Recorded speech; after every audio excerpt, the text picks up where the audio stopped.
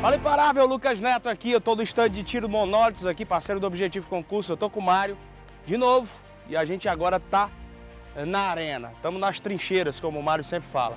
Mário, a gente está a 5 metros do nosso alvo, explica para eles aí qual é o posicionamento para o iniciante, o cara que vai começar agora a atirar, pela primeira vez, vamos imaginar que eu tô aqui como neófito total, você vai me instruir para eu começar a atirar.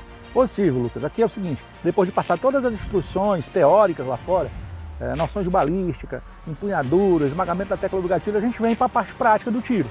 Aqui a gente vai se posicionar a 5 metros, usando como ponto de impacto aquela bolinha lá acima do 5 no alvo humanoide. A gente vai efetuar 8 disparos. Qual é a pistola que você vai cadenciado. atirar aí? Eu vou usar a TS9, uma pistola calibre 9mm, que é de meu uso particular. A gente vai efetuar os disparos, buscando como ponto de impacto aquela bolinha preta lá do alvo. 5. O 5. Tá. Beleza? Você pode falar para nós aí sobre a manuseio mesmo, como segura? A importância de uns fundamentos bem aplicados. Nós precisamos, ao atacar a arma em um coldre, por isso nós precisamos de um coldre de qualidade, atacar o biverteio, que é essa parte da arma. Biverteio, limitador de altura ou rabo de castor. Ao sacar a arma, eu tenho que ter uma empunhadura dupla. Eu costumo fazer uma empunhadura dupla, alta e agressiva. Eu coloco o meu dedo como indexador ao alvo também. Dedo esquerdo é indexador. O dedo da mão fraca, coloco preenchendo toda a parte que a mão direita ainda não preencheu. Sendo assim, eu tenho todo o meu corpo voltado para o alvo e o meu corpo, meus braços, junto com o corpo, levam todos os impactos ao alvo. Olha, chega aqui mais próximo, só uma pequena demonstração. Ó. Eu estou aqui diante do alvo, certo? Estou aqui diante do alvo. Eu vou enquadrar o alvo, ó. Enquadrei, alça e massa. Agora, Lucas, ó, vou baixar minha cabeça, não estou olhando para o alvo. Ó. Os disparos foram lá no alvo. Vamos agora fazer o tiro, como a gente chama o tiro estático. Um tiro onde a gente vai buscar uma determinada área como ponto de impacto. Devagar. Só faz a demonstração de novo, Mário, por favor. Base indexadora, tudo do zero. O carregador já está nela, você sugere o quê? A arma já está municiada, alimentada. Os 3 disparos, ela continua aqui com mais 5 no carregador. Eu ataco a altura do biverteio, né? Para que eu tenha uma empunhadura alta. E ao sacar, ó, a minha mão reativa vem ao peito para recepcionar a arma com a empunhadura dupla, indexando todo o meu corpo. Braços, dedos, arma, ombro, rosto, quadril, ponta de pé ao alvo. Vou lá. Faço alça e massa com calma. Vou lá. Faço alça e massa com calma. Vou lá. Essa questão da ponta do dedo. A gente já fez instrução aqui, você falou sobre a necessidade de ir mastigando. Como é que você fala? Esmagando. Esmagando, sempre esmagando. Esse eu não coloco dedo demais. Quando eu coloco o dedo demais, o que é que acontece? Ó, ó a arma, ó. Trava. Ela vem para esse lado. É. Quando eu coloco o dedo de menos, ó, ela vem para esse. Se eu coloco só a pontinha do dedo, a arma desce. Então eu tenho que colocar quase que na junção de uma falange para com outra. Coloco. E a arma vai ficar reta para o meu disparo. Perfeito. Beleza? Perfeito. Vamos tentar fazer um aí? Sim. Vamos ver se eu consigo fazer um aí? Vamos lá? Vamos lá. Vamos tentar ver aqui se a gente consegue um agora. Show? Depois 8 das munições. instruções. 8 munições. 8 munições. Ela vai pegar a arma aberta, né? Vai pegar a arma fechada, vai introduzir carregador. Bom, porque aqui ela já está pronta para qualquer disparo. A trava dela é essa que eu não uso nunca, né? Isso aqui pode lhe matar no confronto armado, eu vou explicar o porquê. Ataca o inverteu lá em cima, ataca a empunhadura alta. Empunhadura alta. Calma, abre. Imparável, Lucas Neto na área, prometido a vocês, nós entraríamos na segunda parte do Batendo Pós-Edital de Direito Constitucional para a Polícia Militar do Pernambuco, cargo de soldado. Você lembra que na semana passada nós tivemos direitos e garantias fundamentais, tudo no quadro e administração pública? Pois é. Hoje nós vamos para a segunda parte. A minha ideia hoje, principalmente, é falar sobre os poderes constituídos e o que pode cair para o Instituto AOCP. Poder Executivo, Poder Legislativo, Poder Judiciário. Ao mesmo tempo que falarei dos 3 poderes, eu também admitirei para você uma linguagem exata para a organização administrativa. Então, assim, sinceramente, o que você vai ver hoje é o esqueleto nesse quadro dos pontos que mais eu observo como cobráveis para o Instituto AOCP. Se você curtiu esse conteúdo passado que eu ministrei, se também curtiu o que eu fiz de jurisprudência, que foi um trabalho de 1 hora que nós fizemos na última semana, cara, fica esperto nessa semana, já a brindar contigo nessa segunda-feira, porque eu vou te entregar o verdadeiro ouro em pó nesse quadro.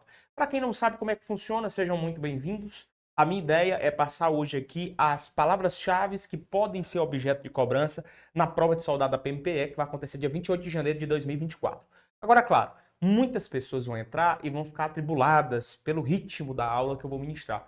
É intencional. Já digam para essas pessoas também. Quem já conhece como é, sabe que isso não é uma aula de teoria do zero. É uma aula de revisão. Lucas, mas como assim fazer revisão tão logo o edital foi publicado, há pouco mais de uma semana? Veja bem, a ideia desse evento é fazer com que ele suba somente para os inscritos dentro do nosso curso PMPE Premium. Existe o curso intensivão PMPE Premium e essa aula vai ficar salva só para esses inscritos, para esses alunos que estão dentro do PMPE Premium. Então, por conta disso, de saber que essa aula vai ser no estilo batendo edital e ao mesmo tempo uma aula que vai servir de revisão lá na frente para esses alunos Premiums, eu vou fazer no jeito que eu sempre soube e peço aos professores para fazer. Um ritmo maior, de cruzada de palavras, onde a gente mal fala de teoria ou de exemplos metabolantes, mas fala daquilo que realmente a banca pode cobrar na prova. Lucas, como assim pode cobrar na prova? Veja bem, se eu pego alguma palavra-chave como gênero e coloco outras 3 como espécie, eu já sei qual é o objeto de uma questão e vou acertá-la. E a prova maior de que isso é concretude, nós vamos ter na próxima semana, que é a parte 3 do Batendo Pós-Edital comigo, onde eu vou resolver só questões falando justamente dos pontos 1 e 2 do que for objeto aqui nessas aulas. Agora, claro, fique esperto. Essa semana promete muito, mas muito mesmo. A primeira grande promessa que eu tenho para você é uma semana de aulas inteiras programadas para PMPE.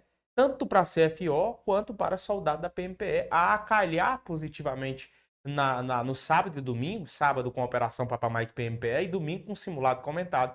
Só para você ter ideia, vai ser uma avalanche de boas aulas, onde você vai ter no sábado uma Operação Papa Mike PMPE e vai ter no domingo um simulado disponível para você e comentado no período vespertino. De onde já se viu isso, moço? Não tem. O que é que você vai fazer? Em agradecimento, como gratidão ao que o Objetivo Concurso está fazendo, você vai compartilhar essa transmissão com 3 amigos seus.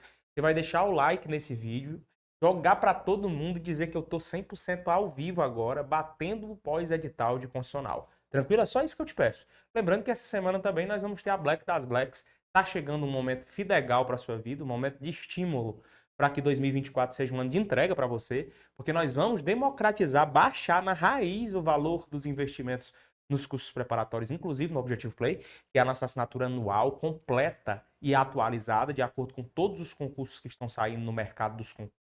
E você vai ter como estudar para qualquer concurso, beleza? Então, que semana é essa? Vamos começar? Vamos começar então batendo pós-edital para ti de constitucional. Perceba bem, vamos bater o edital de constitucional na parte 2. Eu vou falar agora para ti, logo, para abrir, porque eu sei que isso é importante, dos poderes constituídos. Olha que importante isso aqui, galera. Poder executivo, poder legislativo, poder judiciário.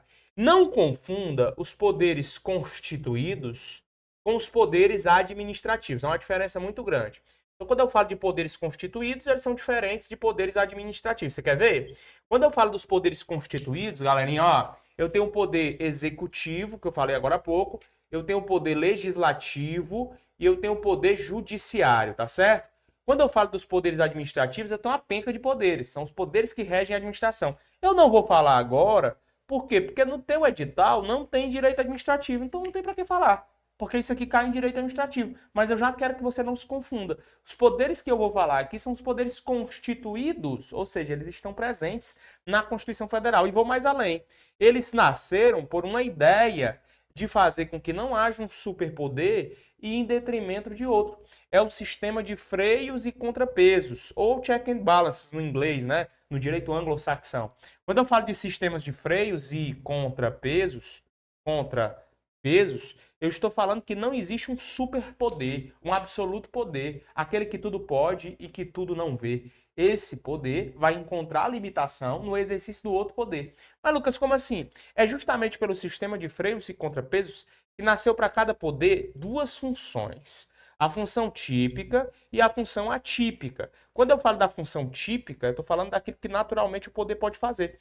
Quando eu falo da função atípica, eu estou falando daquilo que esse poder faz extraordinariamente. Então, só para você ter ideia, a função típica é o tradicional. Bote aí, bote. Função típica é o tradicional. Função atípica é o extraordinário. É o extraordinário. Você poderia até colocar aqui função típica é o ordinário e a função atípica é o extraordinário. É aquilo que não é natural, é aquilo que é atípico, tá bom? Então, se eu fosse aqui, por exemplo, capitular o poder executivo, começando com ele, poder executivo, eu já diria que esse poder executivo possui o quê? Possui uma função típica e possui uma função atípica. A função típica desse poder executivo seria administrar, né? Seria administrar. Essa é a palavra mais básica para o poder executivo. Agora, cuidado, ele não faz só isso, porque ele realiza uma função atípica dele, que na verdade vai ser típica do outro poder, que é o poder consecutivo.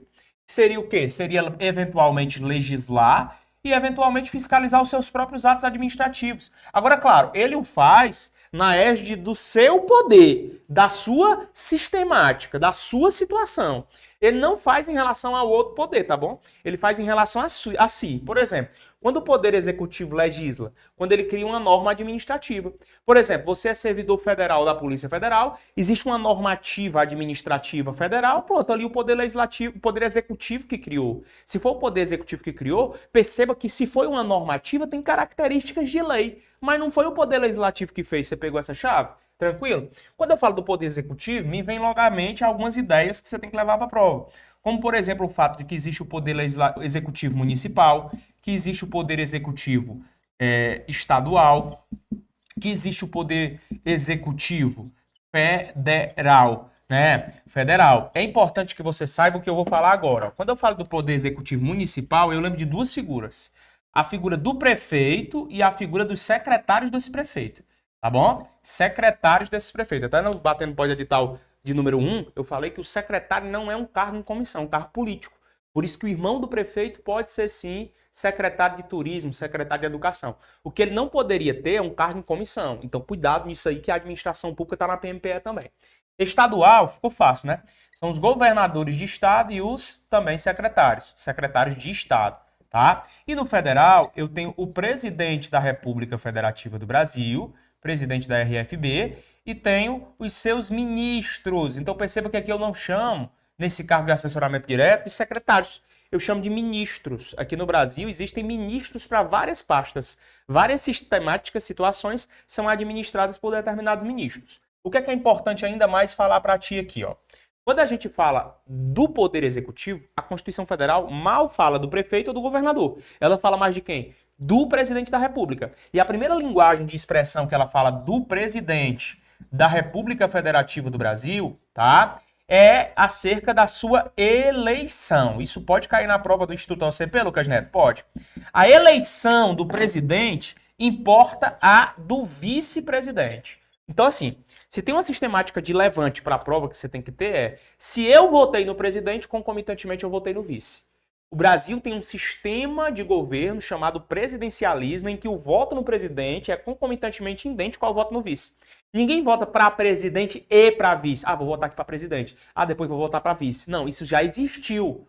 Hoje no Brasil, com a atual Constituição Federal de 88, isso não existe mais. Então, quando você vota para presidente, automaticamente você vai estar votando no vice-presidente.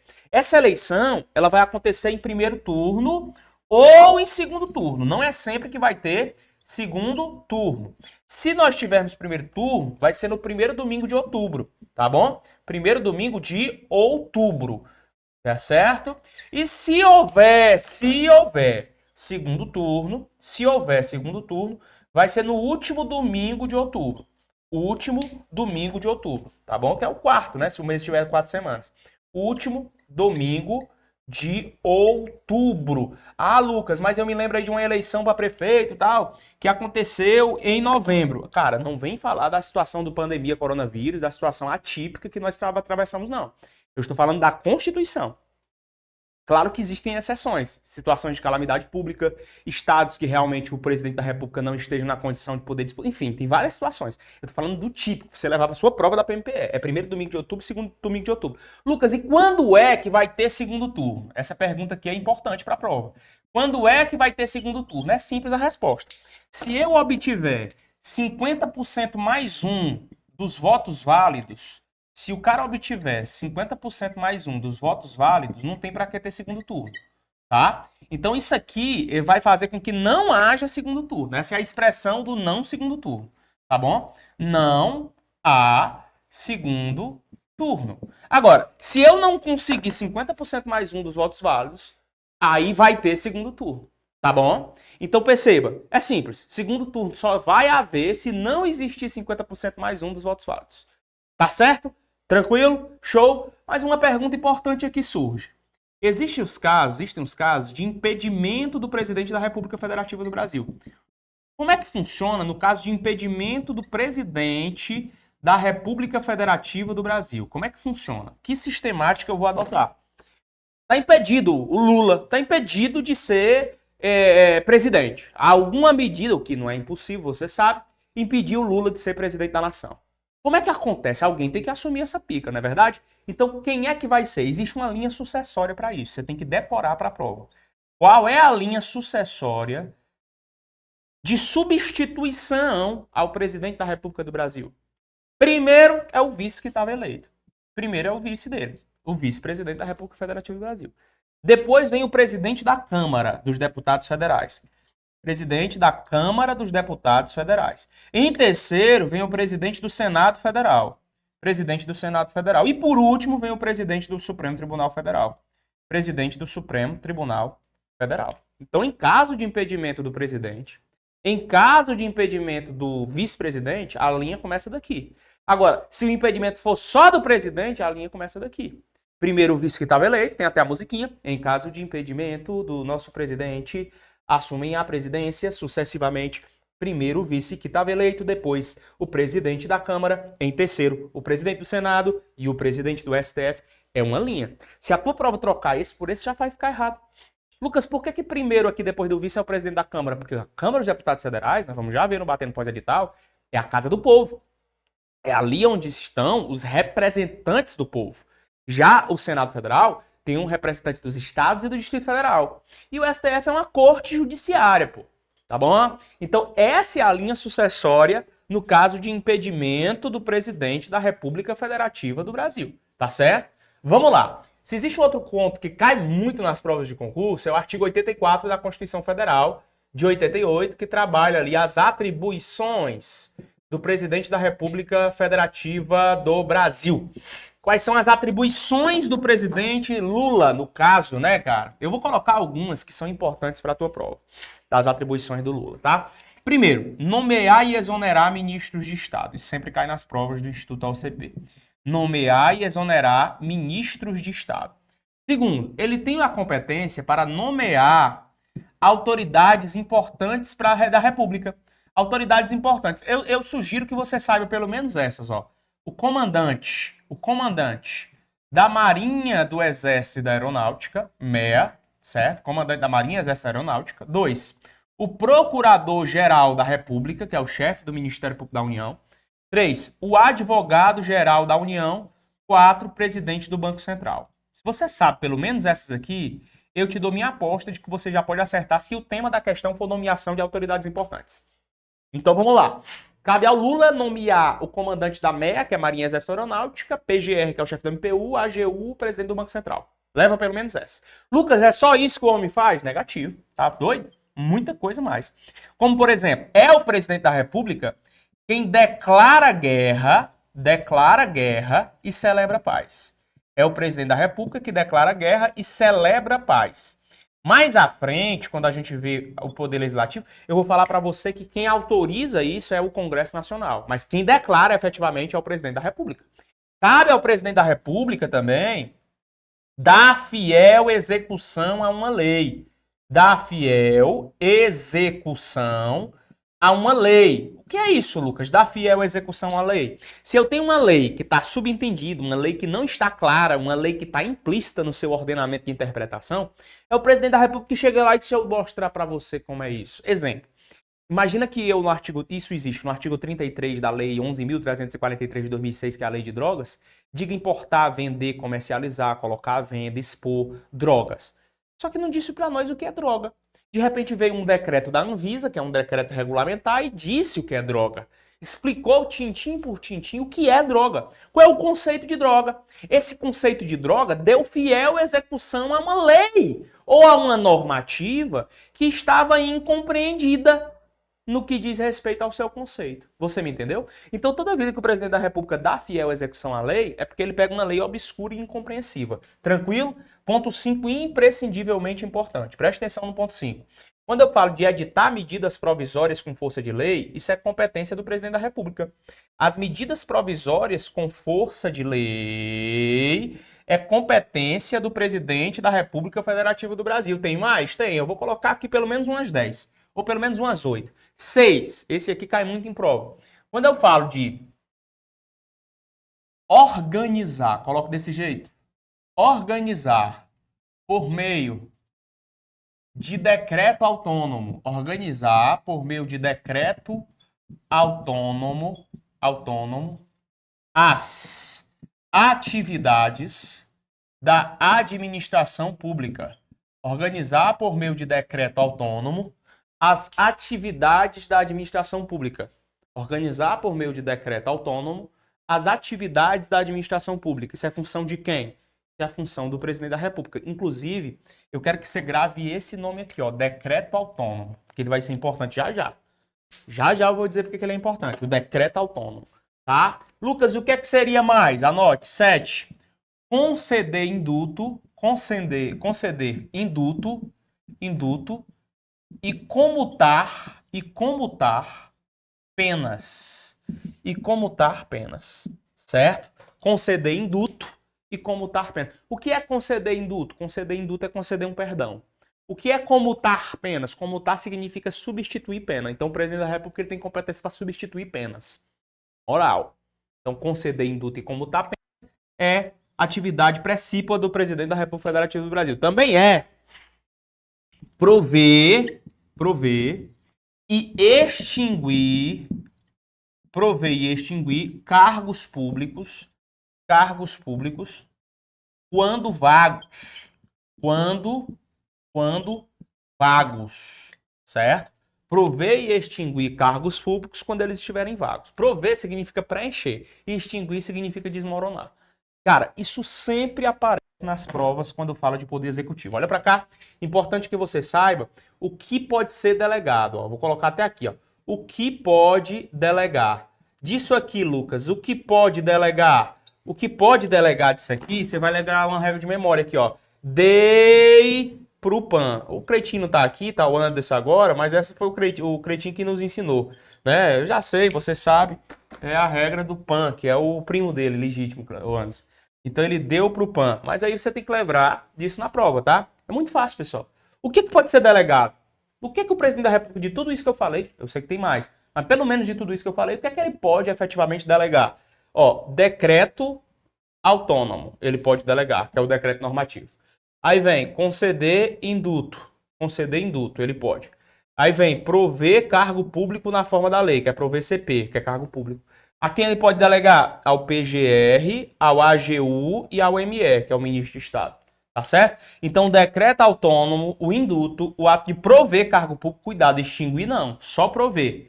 Ele vai poder delegar ao PGR, que é o chefe do Ministério Público da União, ao AGU, que é o chefe da AGU, Advocacia Geral da União, e ao ministro de Estado da sua competência, da sua alçada, tá bom? Então, isso aqui é importantíssimo e imprescindível para a prova do teu concurso. Leva isso aqui, por favor, dentro do Poder Executivo.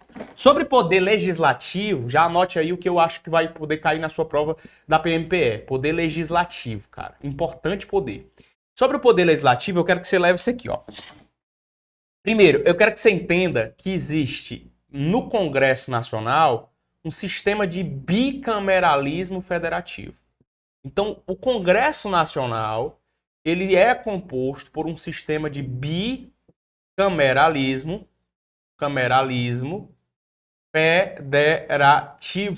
federativo. Lucas, nesse bicameralismo federativo, o que é que existe?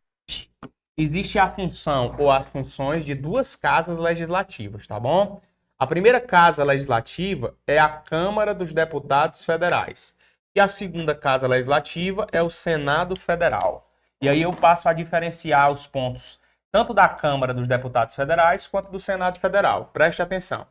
Quando eu falo de Câmara, eu falo que essa galerinha aqui representa o povo. O povo. Já o Senado, eu digo que representa os estados mais o Distrito Federal. Tá bom? Quando eu falo da Câmara dos Deputados Federais, eu digo que lá possuem 513 deputados federais. É gente demais. Quando eu falo do Senado Federal, eu digo que existem só 81 senadores. Quando eu falo da Câmara dos Deputados Federais, eu digo que no mínimo eu tenho 8 deputados por estados e no máximo eu tenho 70. Quando eu falo de Senado Federal, eu digo que tem pelo menos 3 senadores por estado. Quando eu falo de Câmara dos Deputados Federais, eu lembro que o sistema de elegibilidade aqui é o sistema proporcional. Olha o jogo de palavras-chave aparecendo para você. Quando eu falo aqui no Senado Federal, eu digo que o jogo de elegibilidade, o sistema de elegibilidade, é o majoritário. Lucas, e qual é a diferença aqui entre os dois? É que o proporcional, o mais importante não é o voto no candidato, por incrível que pareça. É o voto no partido político desse cara. Já aqui no Senado Federal, por um critério de voto, por uma diferença de voto de uma pessoa, o senador pode ganhar uma eleição, tá bom? Aqui na Câmara dos Deputados Federais, nós temos o quê? Nós temos um sistema de elegibilidade proporcional, mas nós temos o quê? Competências distribuídas. Competências distribuídas. Então tem pauta para senador, aliás, tem pauta para mesa congressista, que é a mesa da Câmara, tem o primeiro secretariado, tem o segundo secretariado, é organizado administrativamente. O Senado, é interessante que você entenda uma informação aqui extra sobre o Senado. Cada senador, ele vai ser eleito com 2 suplentes. A Constituição não nos dá essa informação acerca da Câmara dos Deputados. Não fala sobre suplência da Câmara, apesar de existir, mas está no regimento da Câmara. Já aqui no Senado, a Constituição já mete a bala, já diz, aí, cada senador é eleito com 2 suplentes. É importante você também entender que essa renovação aqui no Senado Federal, ela acontecerá por 1 e por 2 terços. Como assim? Se na eleição que teve agora, a última, a título federal, você votou para entrar um senador, na outra que vier, você vai votar para entrar em 2 senadores. Quando vier a outra, você vai votar em 1. E na outra, 2. Aí entra 1 e 2. 1 e 2. Sempre fica 1 e 2. O interessante é você perceber que aqui o mandato do cara vai ser de 8 anos. E já aqui o mandato do cara vai ser de 4 anos. 4 anos. Há uma diferença, então. Sobre atribuições, o que é que você não pode deixar de levar para a prova do teu concurso sobre atribuições? Eu sempre digo a mesma coisa porque é o que cai. Eu sempre vejo nas provas de concurso que eles fazem uma diferenciação entre Câmara e Senado. Se você decorar as atribuições da Câmara, o resto vai ser do Senado. Você quer ver uma coisa? Quando eu falo da Câmara dos Deputados Federais, eu vou decorar pelo menos 2 grandes atribuições. Eu sei que são 4, mas tem 2 delas que todo mundo faz. O Senado também faz. Que é organizar suas casas, suas mesas, administrativamente. Isso todo mundo faz, Câmara e Senado. Agora, tem 2 que é só da Câmara. E você tem que decorar isso aqui e aprender como queira. Se vira. Quando eu falo da Câmara, você tem que entender que cabe à Câmara dos Deputados autorizar, por 2 terços dos membros, a instauração do processo contra o presidente da República e contra o ministro de Estado. Então, falou de presidente da República, faz ministro de Estado, mas comandantes da Marinha, você vai lembrar disso aqui, ó. Autorizar por 2 terços dos membros a instauração de processo, especialmente contra o presidente da República, porque está no seu edital esse tema. Não, vamos fazer primeiro as fotos, aí depois a gente mete bala para pagar antes. 2. Segunda grande atribuição da Câmara. Proceder, anote aí, vai. Proceder a, craseado, tomada de contas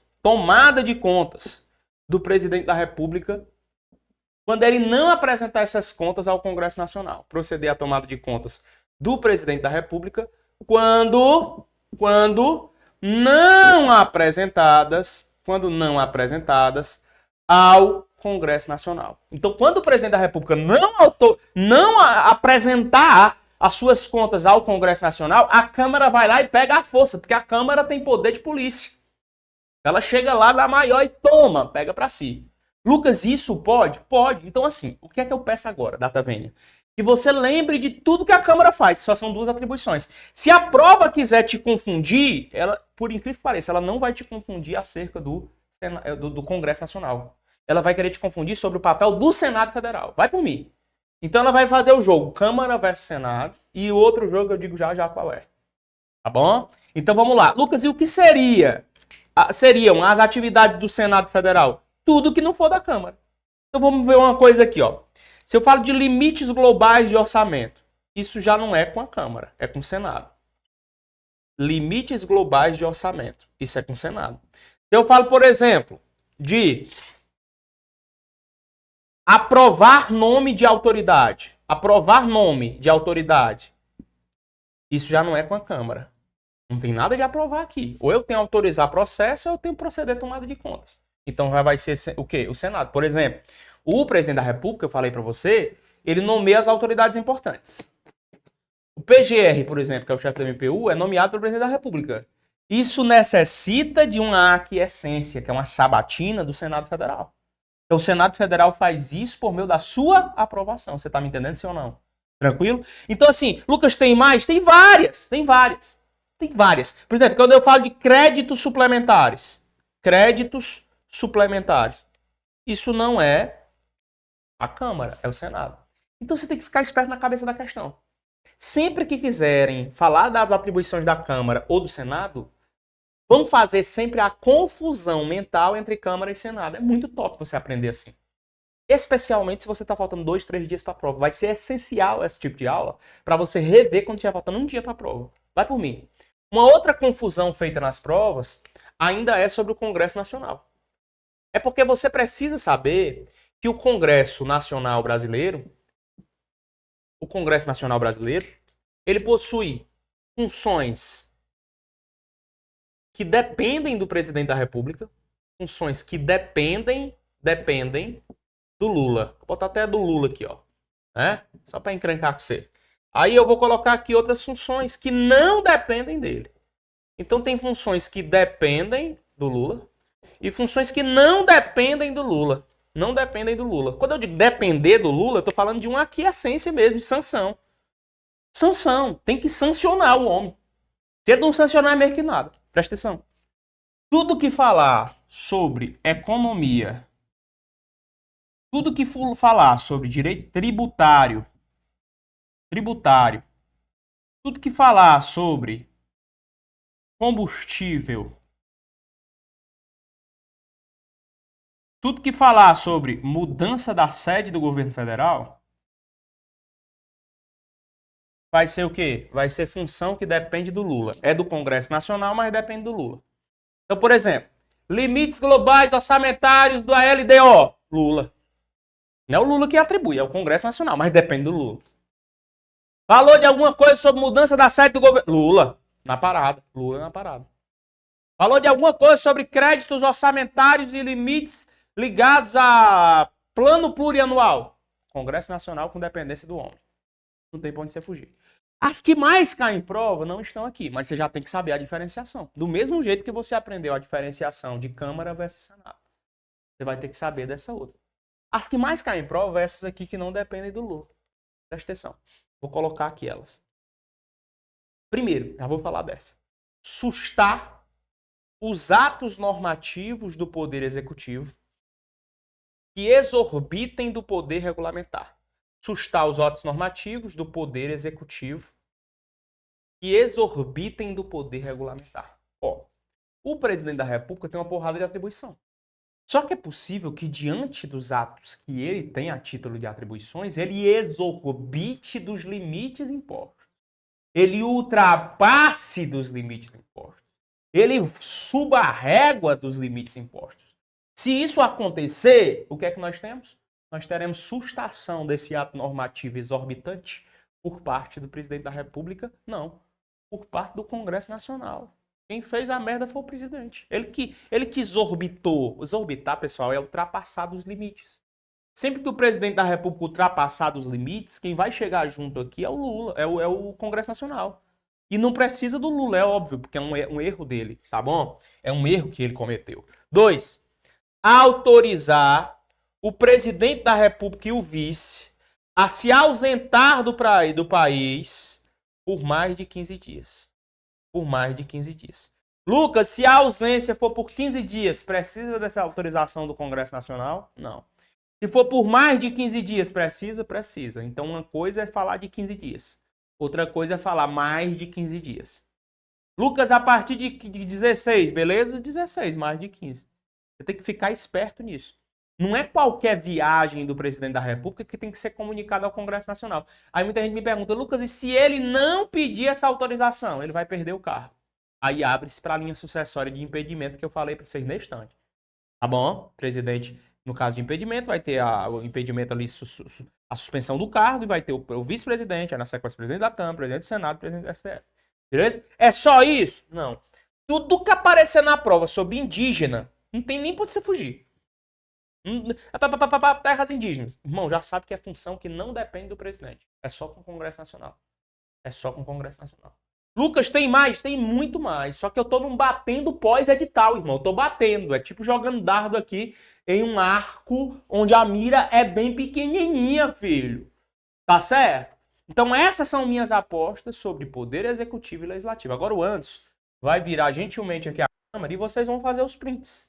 Lembrando que quem é aluno prêmio vai poder aí tirar foto, ver essa aula quantas vezes quiser. Vou sair do meio aqui uns 10 segundos, que é o tempo para você printar o quadro. Aí eu vou pedir data vênia com gentileza necessária ao Anderson, para que ele possa apagar logo o lado esquerdo e a gente começar agora com o poder judiciário.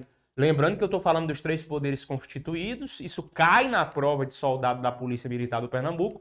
Nós estamos numa aula chamada Batendo Pós-Edital da PMPE, essa é a parte 2. A parte 1, brilhantemente, nós apresentamos os direitos e garantias fundamentais.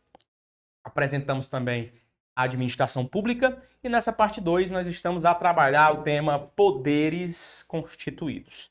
Beleza? Então vamos começar aqui antes. Pode meter a sola aqui no quadro, tá? Pelo amor de Deus. Ó.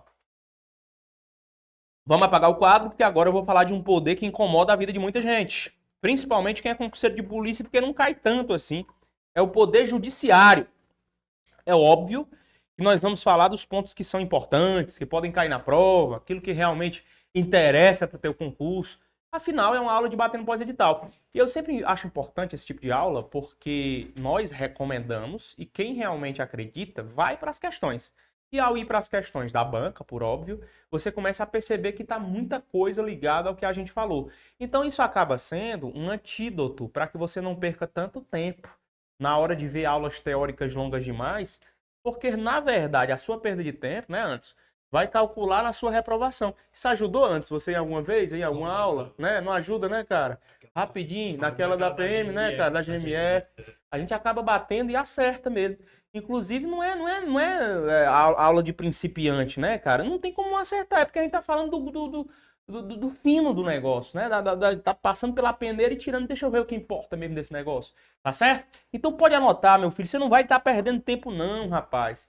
Se você não anotar, você não perde tempo não. Eu vou continuar aqui com o poder judiciário, tá? Então eu vou falar do poder judiciário bem aqui.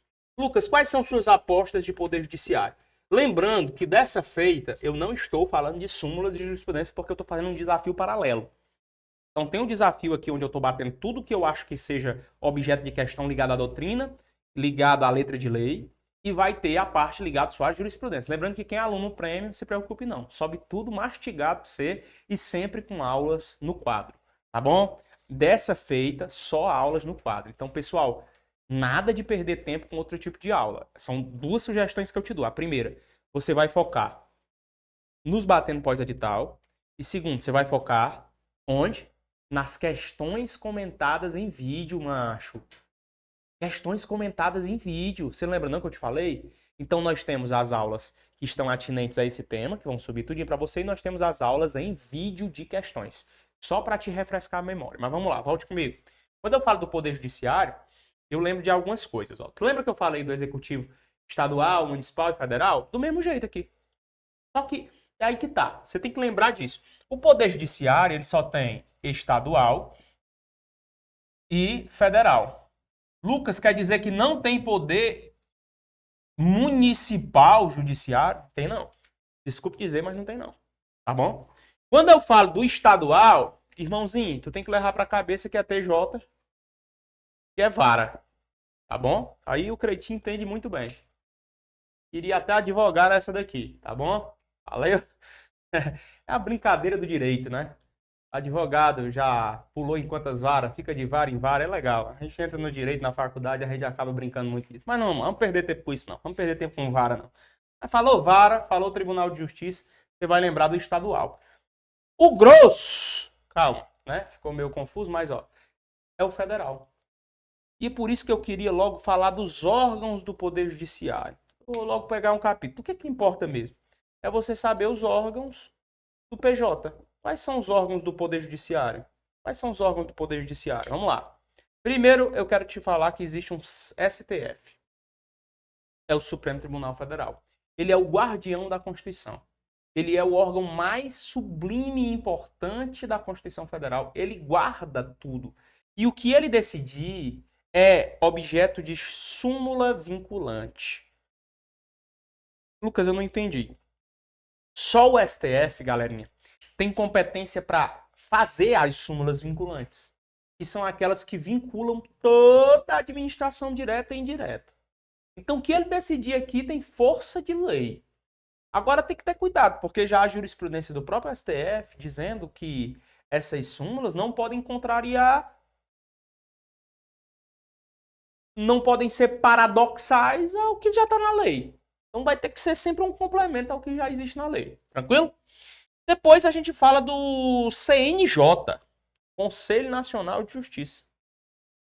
Cuidado, o CNJ, a grande observação dele é que ele não tem poder jurisdicional. Ele não tem poder jurisdicional, tá bom? Ele não pode dizer o direito, mas ele tem capacidade de ser órgão do Poder Judiciário. Isso confunde a vida de muita gente. Mesmo que o CNJ não tenha poder jurisdicional, ele está composto dentro dos órgãos do Poder Judiciário. Ele tem função correicional, tá? De aplicar punições disciplinares aos membros do Poder Judiciário. É interessante que você veja na sequência que eu tenho o STJ, que eu tenho o TST, que eu tenho o TSE, que eu tenho o STM, que eu tenho a Justiça Federal, que eu tenho os juízes estaduais. Todos esses aqui são órgãos do Poder Judiciário. Uma outra composição importante é acerca do número de membros, que a gente sempre tem nas provas que gostam de decoreba. E a tua banca é uma banca que gosta de decoreba. Então, deixa eu listar os principais órgãos, que eu não tenho nem dúvida que esses são os principais. Ó, quando eu falo dessa galera aqui toda, eu falo que eles são os principais órgãos do Judiciário. Se a tua prova perguntar o número de membros, vamos lembrar do STF como somos um time de futebol. Somos um time de futebol. Quantos jogadores tem num time de futebol? Tem 11. Quando eu lembro do STJ, eu vou lembrar de somos todos de Jesus. Qual é a idade que eu lembro de Jesus? A idade? 33. No TST, eu vou, no Tribunal Superior do Trabalho, eu vou ler assim, ó, 30 sem 3. Quanto é 30 sem 3? Tirando 3? 27. Aqui no TSE, eu tenho o Tribunal Superior Eleitoral, só que eu vou ler, ó, SET. 7. Tem quantos membros aqui? Tem 7. 7 membros. E aqui no STM, uma brincadeira aos militares que são bem machos e másculos, a gente brinca com eles, né? Somos todas mocinhas, tá bom? A gente lembra da idade da mocinha, que é a debutante com 15 anos. Se você pega isso aqui, você vai lembrar pelo menos do número de membros. Claro que isso importa para uma prova decorativa. É uma prova que você tem lá e te confunde no que diz respeito a isso. Lucas, isso basta? Não, porque se eu não acabei, presta atenção. Eu vou falar agora das regras principais do Poder Judiciário. Você vai anotar as principais. Regras principais. Primeiro, sobre o concurso. O concurso público para juiz é de provas mais títulos, certo? Ou de provas. Ou você vai ter um concurso de provas ou um concurso de provas mais títulos. O que é necessário? Que o cara entre como juiz substituto. Juiz substituto. Então existe o juiz titular e existe o juiz substituto. Ninguém, quando faz o concurso, passa como juiz titular. O cara passa no concurso como juiz substituto. Com o tempo é que ele vai poder se tornar juiz titular da comarca. Tá certo? Ele entra numa primeira entrância. Primeira entrância. E ele pode ser promovido para outra entrância. Essa promoção, a promoção para ele subir de entrância para entrância, que são níveis, vai ser uma promoção por antiguidade e por merecimento. Certo? Por antiguidade e por merecimento. Sobre ainda a inclusão desse juiz no concurso, vai ter um concurso. Esse concurso vai exigir que o cara seja bacharel em direito, e que ele tenha pelo menos 3 anos de atividade jurídica para poder participar do concurso. 3 anos de atividade jurídica. Muita gente diz, ei Lucas, ele tem que ser 3 anos advogado? Não. Ele pode ser 3 anos analista de tribunal. Ele pode ser 3 anos assessor jurídico. Ele pode ser 3 anos de um cargo de nível médio, onde ele tem uma função de confiança de nível superior, que permite que ele execute a atividade jurídica. Então tem que ter cuidado. Muitas vezes a gente acha que olha para o cargo. Não é para o cargo, é para a atividade que o cara faz. Por isso que é importante que você saiba disso. Por exemplo, vamos imaginar que você passa num concurso da Polícia Militar do Pernambuco. E você vai para a área jurisdicional, né, só lidar ali com os processos judiciais que chegam contra a Polícia Militar. Você está numa área jurídica. Claro que para você trabalhar isso, você é formado em Direito. Se você passou 3 anos nessa área, mesmo que o cargo que você tenha entrado seja um cargo de nível médio, lembre-se que a atividade que tu realizava é uma atividade de nível superior. Aliás, uma atividade de área jurisdicional, Direito. Você usou mais do seu cargo da formação acadêmica de Direito do que do cargo policial militar. Então, nessa circunstância atípica, mesmo no cargo de nível médio, você pode fazer concurso para juiz. Por quê? Porque você passou 3 anos lidando com a atividade jurídica, tá bom? O que importa é a atividade jurídica. Nesse caso do concurso, exige-se a participação, anote, a participação da OAB em todas as fases do concurso. A participação da OAB em todas as fases do concurso, certo? Então, o bacharel em Direito tem que mostrar o bacharelado de 3 anos e a Ordem dos Advogados do Brasil participará de todas as fases do concurso, beleza? Essa OAB, ela vai fiscalizar os atos que vão ser realizados naquele concurso. Quando o juiz passa no concurso, é interessante algumas considerações. E ele vai ter sobre si alguns princípios institucionais, certo? Alguns princípios institucionais vão estar acoplados a ele. Dentro desses princípios institucionais do juiz, eu vou ter aqui a vitaliciedade. Vitaliciedade. Isso nas provas pode ser chamado de princípios institucionais ou garantias. Para juiz, tanto faz. Ou é garantia ou os princípios institucionais dele. Vitaliciedade. O que é a vitaliciedade? É como se fosse a estabilidade.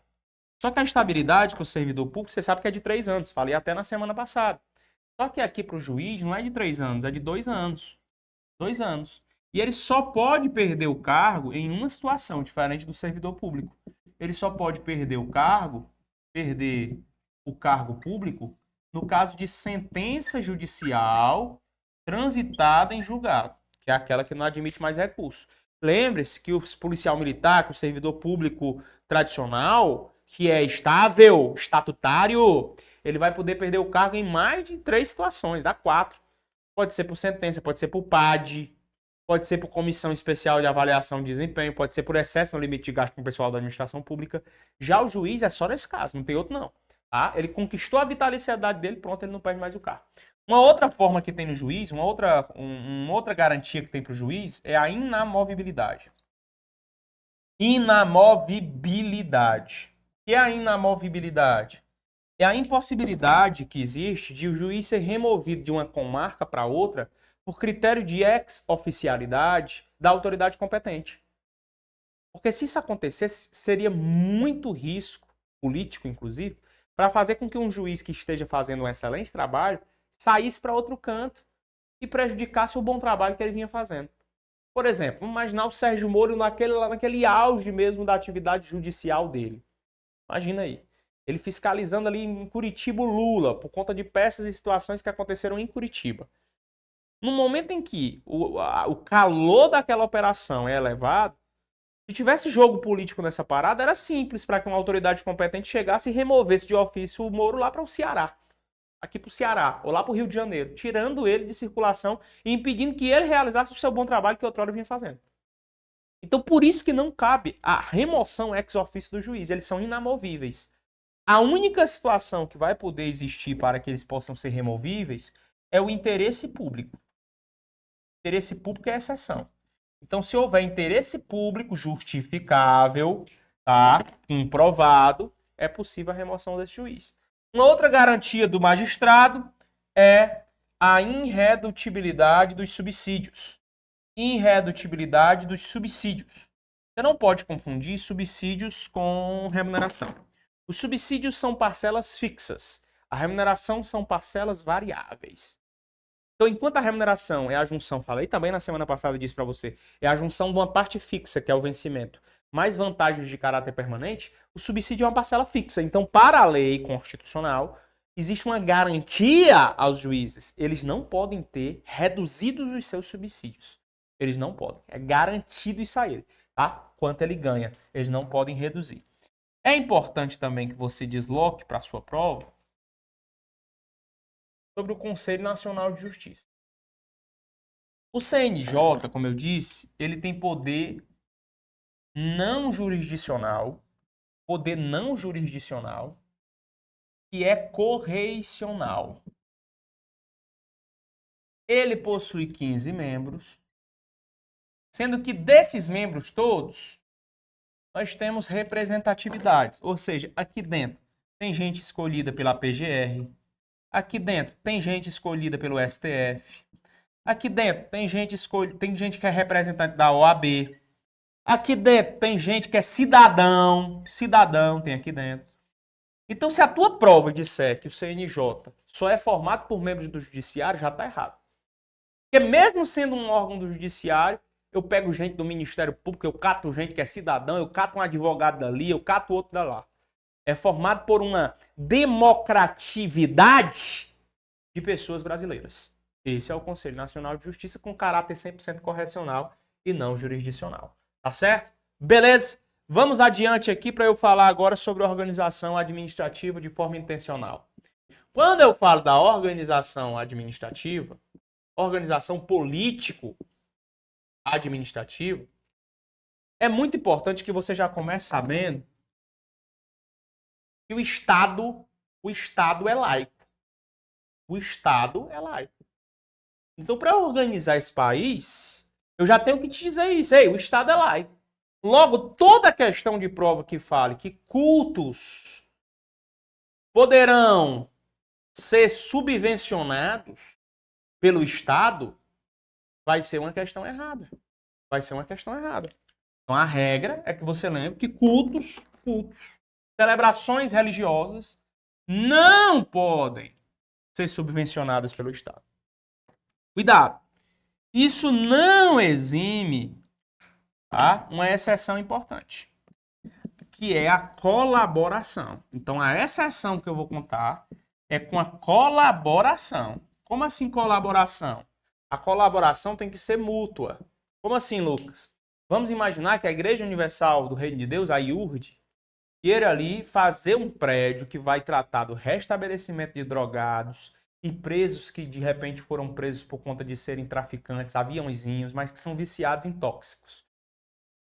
Aí o que é que faz a igreja? Dentro de um terreno cedido pelo Estado, ela constrói um grande prédio que vai tratar da espiritualidade, tratar do desenvolvimento pessoal dessas pessoas. Houve a colaboração do Estado? Houve em ceder o terreno, mas quem foi que construiu o negócio e colocou mão de obra ali dentro? Foi a própria igreja. Houve então o quê? Uma parceria, uma colaboração mútua.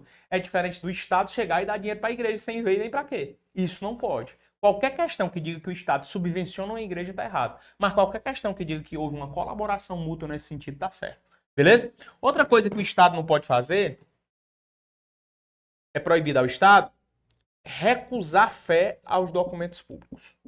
Recusar fé aos documentos públicos.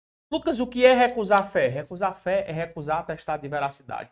Recusar fé é recusar que aquilo foi legítimo. Recusar fé é dizer que aquilo não foi legal, é deixar de fazer o que é de ofício. Isso é recusar fé. Tá bom? Um outro ponto importante que você tem que levar para a prova sobre a organização administrativa é que, em regra, nós temos no Brasil um direito de secessão. É proibido esse direito de secessão.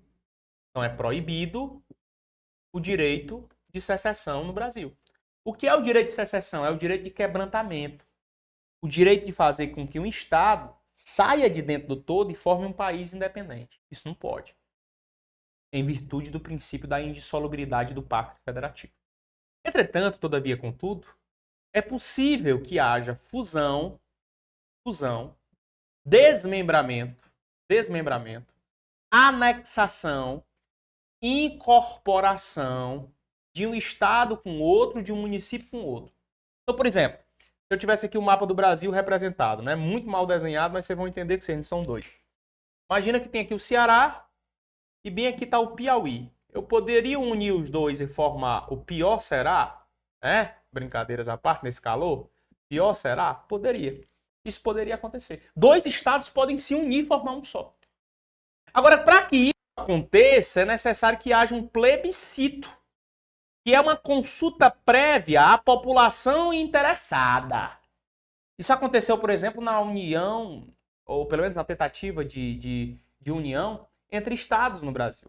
Ou recentemente, em 2012, digo que é recente porque foi a última que aconteceu, quando o povo do Pará foi chamado às urnas para votar se queria a subdivisão do estado do Pará. Foi um plebiscito. Então, se existe um elemento importante para eu dizer, esbravejar para ti, é esse, o plebiscito. O plebiscito vai acontecer diante de uma consulta prévia à população interessada acerca de alguma coisa. Lucas, me diga uma coisa. Quando eu falo nessa questão, o que é necessário que exista? Para que haja a união entre municípios, para que haja, por exemplo, a união entre municípios, você tem que guardar que é necessário uma lei estadual, anote isso, lei estadual, compreendida dentro de uma lei complementar federal e a existência de um plebiscito e, antes de tudo, eu tenho que ter um estudo de viabilidade técnica municipal. Então, olha para cá. Lucas, eu quero que o município de Fortaleza se una a Caucaia e forme um município só.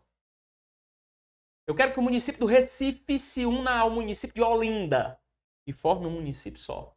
Então é necessário que haja uma lei estadual, dentro de um período de tempo determinado por uma lei complementar federal, mediante consulta prévia à população interessada, mas antes de tudo, tem que ter um estudo de viabilidade técnica municipal com a população interessada para saber se isso é possível ou não. Vocês estão me entendendo, sim ou não? Olha, meus irmãos, isso aqui é o que eu aposto que possa vir a ser cobrado na tua prova para a Polícia Militar do Pernambuco. Eu sei que são muitas informações, mas elas estão pontualmente distribuídas em 2 aulas. Na próxima sequencial, nós vamos responder questões para provar que isso pode cair na sua prova. Esse batendo pós-edital marcou aquilo que realmente pode aparecer no seu concurso. A minha dica agora é que você resolva questões e desenvolva uma linha de análise mais completa com aquilo que a banca organizadora cobra. Tá certo? Que Deus te abençoe e que você possa trilhar o caminho da aprovação. Tamo junto.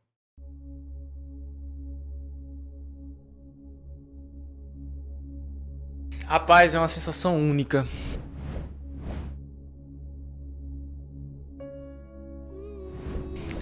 Quando eu procurei meu nome naquele 28 de maio deste corrente ano, foi uma sensação única.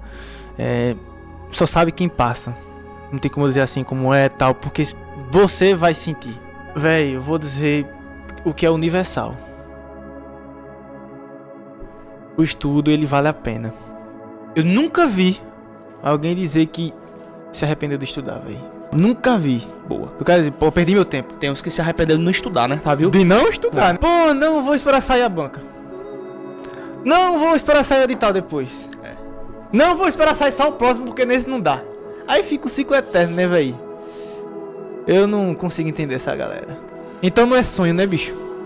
Não é sonho. Eu não consigo enxergar isso como um sonho, um cara que só bota desculpa, não. E fui uma das primeiras alunas do Objetivo Concurso. E eu só posso dizer que valeu muito a pena, apesar do cansaço, apesar de que foi bastante difícil, não posso dizer que foi fácil, mas eu estou como concursada do INSS há 6 anos hoje. E assim, tudo na vida é esforço, né? Não adianta querer que o resultado venha rápido, porque muitas vezes não chega a vir rápido, né? Mas caso para você o resultado não chegue de imediato, continue persistindo, continue estudando, porque conhecimento só se acumula e uma hora vai chegar a sua vez na fila, como chegou para mim. Em 2017 eu comecei a estudar para concursos públicos no preparatório Objetivo, meu grande amigo Lucas Neto, e consegui, graças a Deus e a todo o esforço e todo o pessoal que me acompanhou no meu esforço e tudo mais, a aprovação do Ministério Público da União, e hoje eu sou servidor público federal. Então vamos começar a estudar, vamos se dedicar ainda mais, não vamos desistir, vamos correr atrás e mudar de vida, que assim como eu pude mudar de vida, vocês também podem. Um abraço a todos. Passando para agradecer toda a equipe do Objetivo Concurso pelo site moderno, aulas de PDF direto ao ponto e me tornar um candidato mais capaz. Ao Lucas Neto pela democratização do estudo para concurso. E eu vou junto com o Objetivo até a próxima aprovação. A ação foi muito boa, eu me esforcei bastante, eu abri mão de muitas coisas que eu sempre gostei de fazer para poder enfrentar de corpo e alma. Se você não tiver um caminho certo para seguir, você fica meio perdido. É muito esforço, é muito doído, a gente passa por vários momentos difíceis, mas isso aqui é muito gratificante, a gente saber o resultado da batalha. Eu me tornei outra pessoa, eu vi outro mundo, outros horizontes. Eu me achava que eu era uma simples dona de casa.